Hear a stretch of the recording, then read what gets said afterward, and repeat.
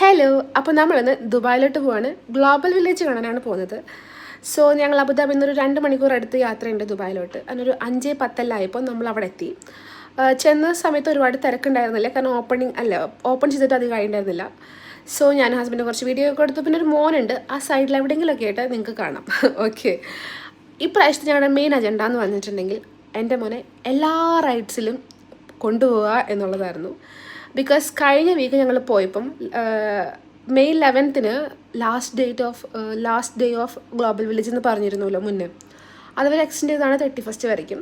പക്ഷെ ഞങ്ങൾ 10th പോയി അവിടെ എത്തിയതിന് ശേഷമാണ് ഈ ഒരു ന്യൂസ് വരുന്നത്, ഇവർ എക്സ്റ്റെൻഡ് ചെയ്തു എന്നുള്ളത്. ഭയങ്കര ക്രൗഡഡ് ആയിരുന്നു.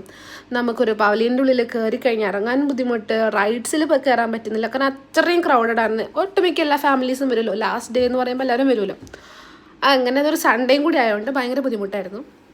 അപ്പോൾ ഞങ്ങൾ ഇപ്രാവശ്യം ഫുൾ റൈഡ്സിലെല്ലാം കയറ്റി.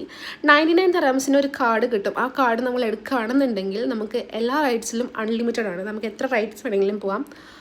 അവൻ റൈഡ്സിലൊക്കെ പോയാൽ ഭയങ്കര ഹാപ്പി ആയിരുന്നു. ഞാനും 2 റൈഡിലെല്ലാം കയറി. അങ്ങനെയൊക്കെ ഭയങ്കര രസമാണ് അതിൻ്റെ ഉള്ളിൽ, ലൈറ്റ്സും കാര്യങ്ങളും. പിന്നെ നാട്ടിലേക്ക് വിളിച്ചിട്ട് എൻ്റെ അച്ഛയ്ക്കും അമ്മയ്ക്കൊക്കെ അവനെ കാണിച്ചു കൊടുത്തു. കാരണം നമ്മൾ മാത്രം സന്തോഷിച്ചാൽ പോരല്ലോ, അവരും കൂടെ സന്തോഷിക്കണ്ടേ.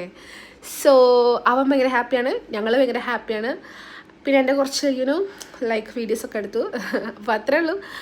അങ്ങനെ ഞങ്ങൾ 30th സീസൺ ഓഫ് ഗ്ലോബൽ വില്ലേജിനോട് ബൈ പറഞ്ഞു. ഇതൊരു ബ്യൂട്ടിഫുള്ളാണ്. നമ്മൾ എൻട്രി ചെയ്യുമ്പോൾ കാണുന്ന ഗ്ലോബൽ വില്ലേജും എക്സിറ്റ് ചെയ്യുമ്പോൾ കാണുന്ന ഗ്ലോബൽ വില്ലേജും ആ ലൈറ്റ്സും കാര്യങ്ങളൊക്കെ ഭയങ്കര ബ്യൂട്ടിഫുള്ളാണ്.